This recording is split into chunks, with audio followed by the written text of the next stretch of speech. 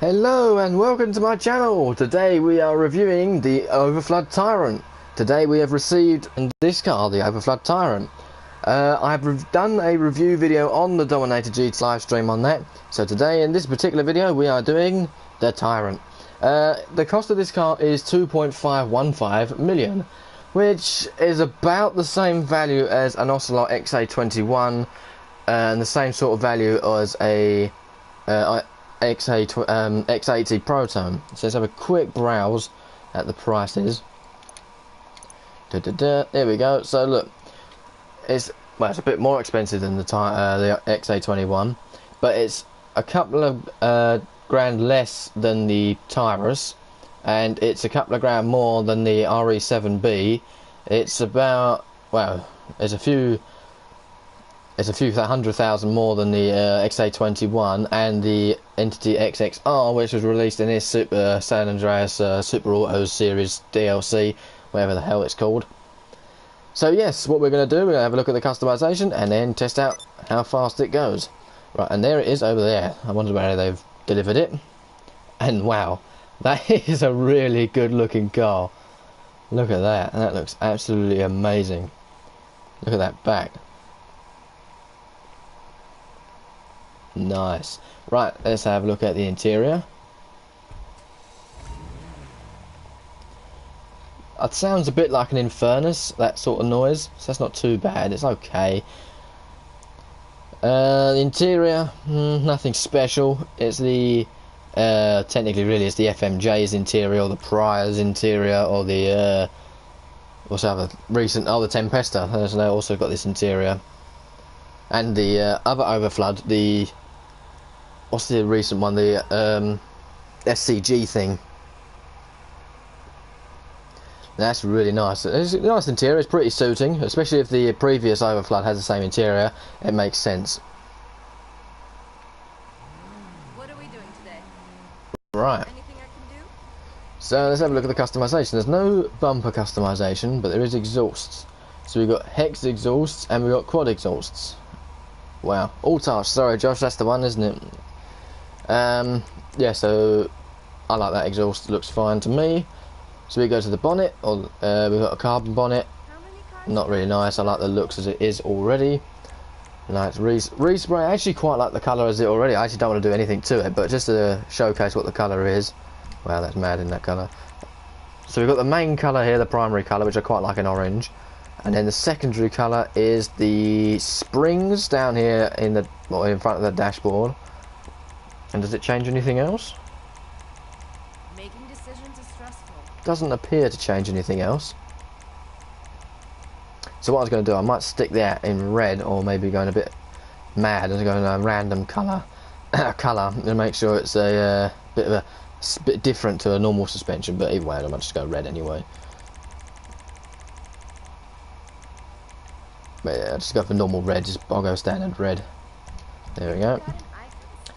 So we've got skirts. We've got primary street skirt and carbon street skirt, which, to be honest, it doesn't need that at all, because it just sort of makes the car unbalanced otherwise, because then the middle of the car is lower than the front and the back, which makes it look a bit odd. And now we've got the spoilers. We've got a street spoiler, a track spoiler, and competition spoiler. As Joshua was saying down in the comments, there's not a lot of customization for this.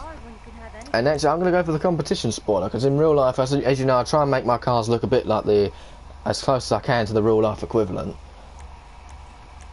I do actually quite like the original spoiler as well, though. I don't know whether I'll go for that or not.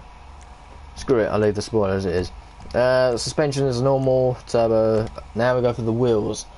I think better ones are going to be, for this, is going to be the Mercies, I think they're called. Yeah, they're better off. But is there one without a chrome lip? That'd be nice, because I don't like the chrome lips. Sport isn't. I don't know whether they've got it on there or not. Aha, there we go. Thought there was. We'll colour it in black. Perfect. Look at that. Right, let's go and test this thing out. It's a good looking car. It's definitely one of the best looking cars of this DLC.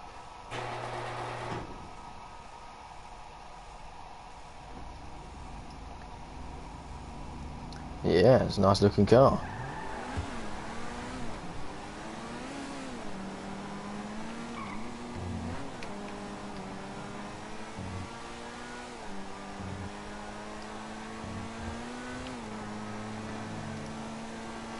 It's nothing special, I suppose, with the performance. I was just jumping straight into it. It doesn't feel like it just blew up as you put your foot on the accelerator. The sound is okay. It sounds a bit like the new Chevelle we got in this DLC, which sounds wrong. It sounds a bit like the Infernus as well on this game, which, okay, it's suitable, I suppose.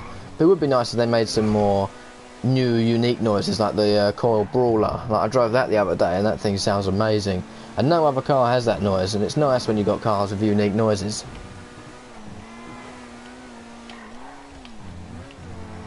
The brakes seem really, really good, though. You're driving pretty quick, and the brake definitely does stop. It's got quite a lot of downforce as well, as you can feel as you're just going around the corners. You can feel it's got quite a bit of grip, front end and rear end grip. It did as the Dominator GTX does. Like, it certainly doesn't sound limited, this car. Where the Dominator sounds like, I don't know, it sounds like the engine note is going up, like in terms of revs, but the car's not really doing anything. Where this one is good. It sounds like it actually hasn't been nerfed in any way or had any advanced sort of stupid flags added to it. It handles really, really nicely. Right, so let's jump into my race. And what we'll do, we'll compare it against the XA21 and the, what should we do, the RE7B and the Tyrus? Makes sense, really, because it's in the same sort of price range. Where am I going? My jobs, stunt races, test track 2, there we go. The XA21 is definitely one of the best sounding and looking cars in the game. Definitely worth testing it out against that.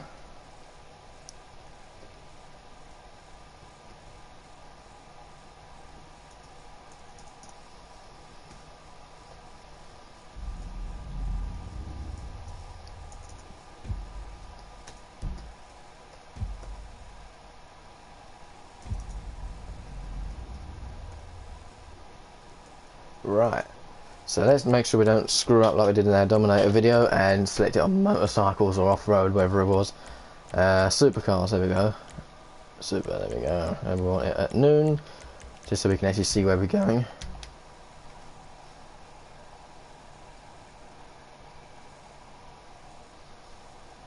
Pretty much Joshua summed it up down there in the comments, saying that the acceleration's not so good, but the cornering top speed's pretty good. But we'll do a direct comparison between the cars with our test. So first of all, the RE7B's turned up, so we'll use that. Okay, Josh, we'll add the Tesseract on there. I don't like the Tesseract, but it doesn't matter. It's always worthwhile, considering that the Tesseract is like 300 grand more than this, or the Tyrant anyway. I think the RE7B has held the crown for like one of the fastest supercars for a very, very long time. And I can tell why. It's so planted on the ground, it's unreal. It's like they put super glue on the tyres.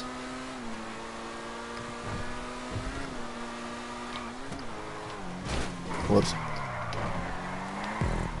That checkpoint's quite annoying, because if you don't get close enough to it, you can sometimes miss it, and it's so annoying.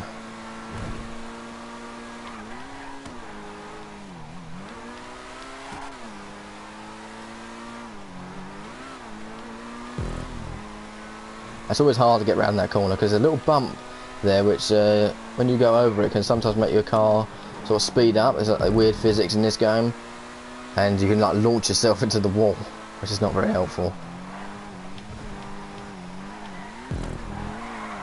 Whoa. This car is so nice to drive.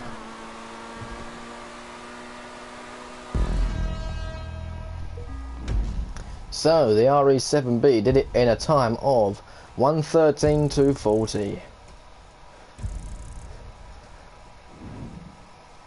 I say 2 or 3:40? Right, so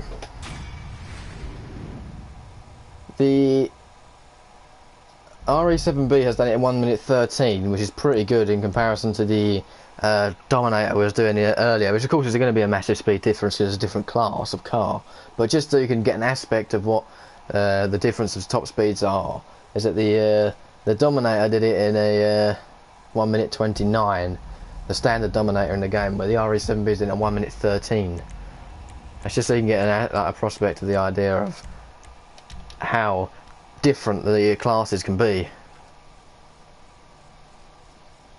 Right, we'll test out the Tesseract for Joshua down there in the comments.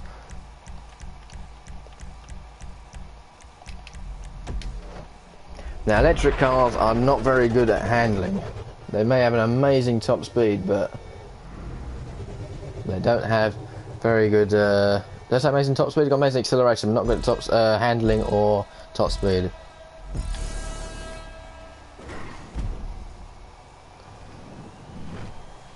Now, when this thing first came out, I thought it looked alright, but after driving it around a lot, it's horrid. Jesus Christ. That steering, it just doesn't exist. You turn the wheel, it just doesn't do anything.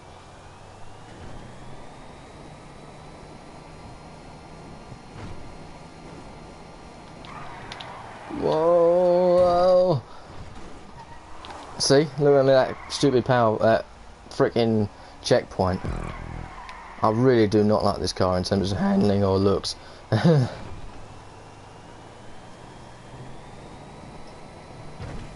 And its stupid price tag. It's got no brakes. It's got barely any good, barely any grip at all.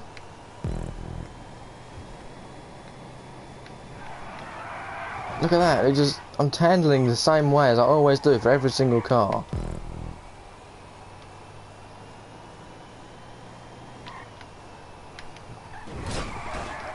God. At least it ploughed through the lamppost, I suppose. Didn't really slow it down much.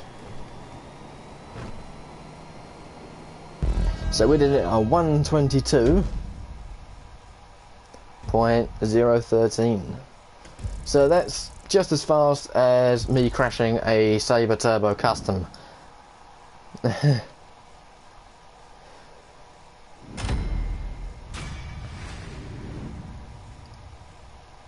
Now let's test out the XA21, which is a bit of a budget car in terms of the these cars, as it's the cheapest one out of the lot.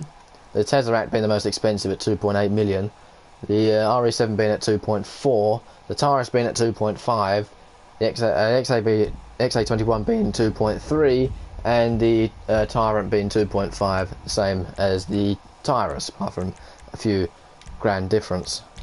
And there's like a 20 grand difference or 30 grand difference, I can't remember off the top of my head. Get rid of that.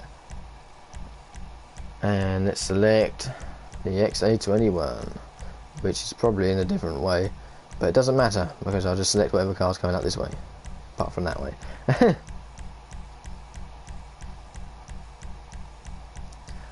Move back. Tyrus, we'll just do the Tyrus.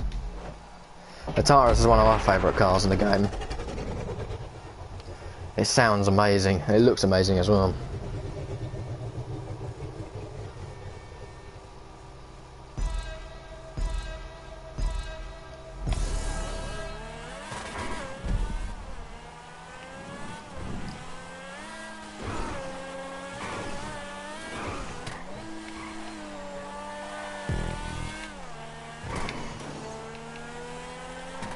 Oh, this thing is pretty good with its handling already.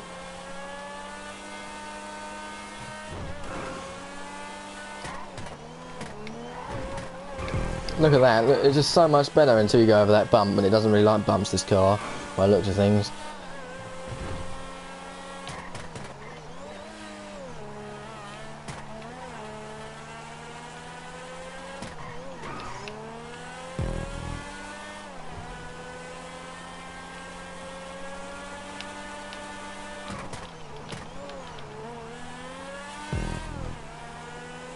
This thing is so nice to drive.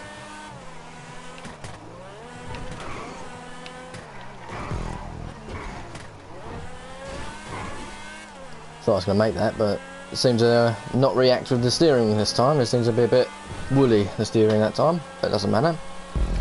Oh, that was only just slower than the than the RE7B. So we did a 1:14.171. So that was only about 700 milliseconds slower than the RE7B. So that's the trouble with this game. They seem to release in cars like a couple of months in these updates, and they're releasing all these different supercars and all that, but there's not much of a difference in the difference in lap times. It's like minuscule seconds. Like when you're in a normal race playing online players, it's not really going to make much of a difference. Not really. Which is a good thing, really, because then you can choose whatever you want in the race rather than being limited to one car, because that's like the best car. You've got to use that. Where if you've got microsecond differences between each car, then you have to be limited to that. Right, the XA21.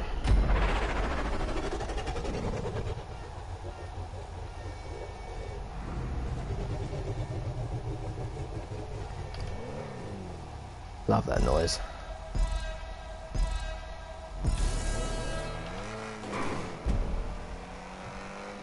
Now that flip-up spoiler should help us out a bit with the grip, which it definitely certainly is doing. Look at that, so planted. It feels exactly the same in terms of its cornering as the RE7B.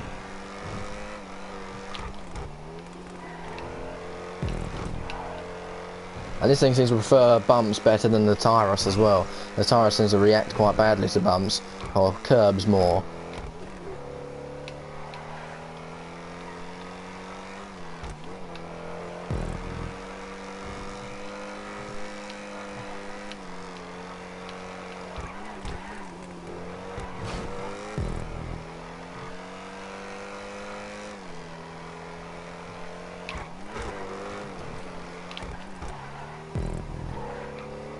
I love this thing sounding at low revs. It just sounds so sort of raughty, like a Jag should do. Wow, now that was a quick time. 1:09.301. That is really quick. That is really quick. I thought the RE7B was meant to be the fastest car in the game. Maybe my driving's a lot different to Bruffy's.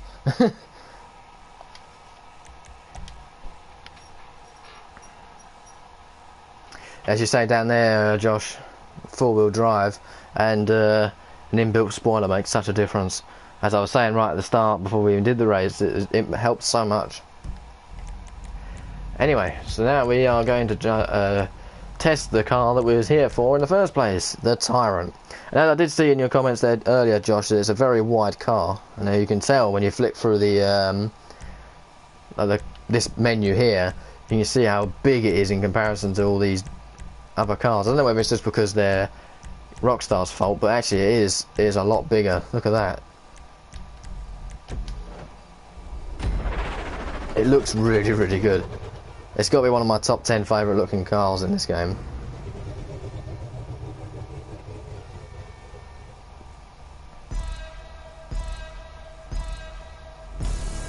Right, let's roll.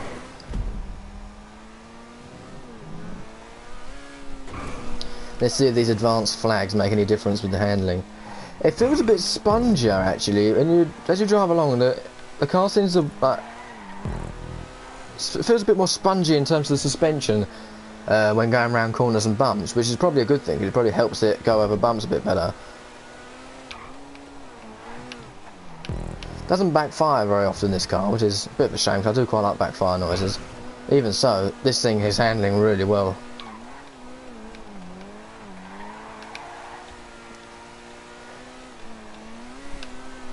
Look at that, that was so neat. It feels good though when you're racing in this car. It's got a different feel to the XA21 and the RE7B, but it feels good. It feels like it's doing what you're asking it to do until you end up going over a bump. So that's probably one of the advanced flags, is the bumps. I know they've been on the advanced flags with the bumps, and it doesn't like the bumps, this car. As I was saying about the spongy suspension, maybe I'm a bit wrong. Even so, it hasn't made much of a difference in terms of lap time though.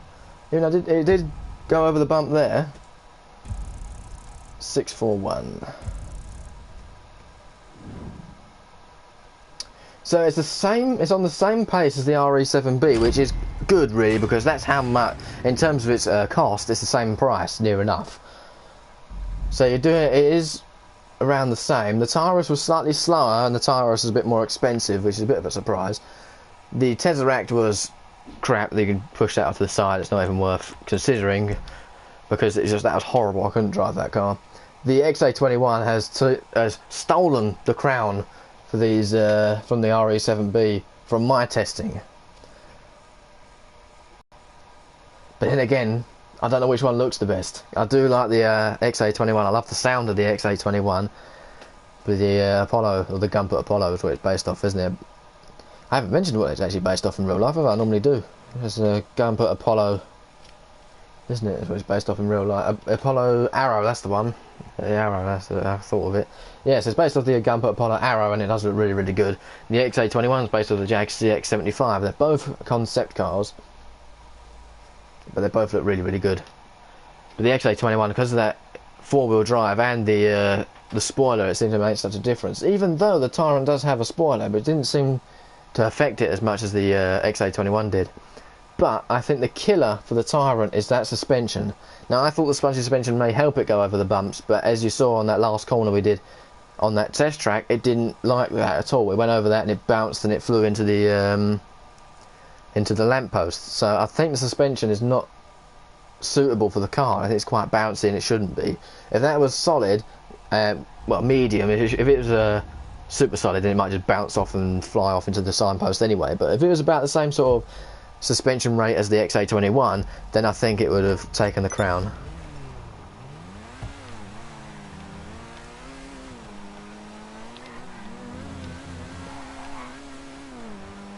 Unfortunately, well, let's just do a let's do a quick overview. So in general, it looks really good. I would say it looks really good. But it's quite a wide car, quite tall and wide car.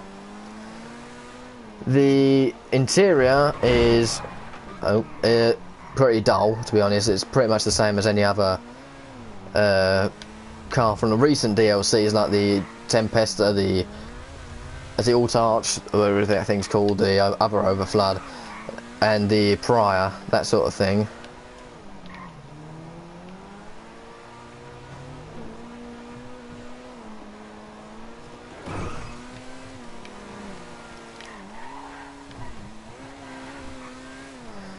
The customization, let's go move on to the customization. This car's not very good for customization. It hasn't got much in terms of that.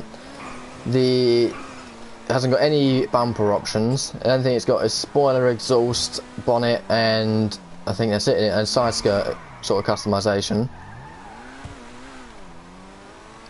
So the customization is not good, but then again, it doesn't really need customization because it looks really good anyway to begin with.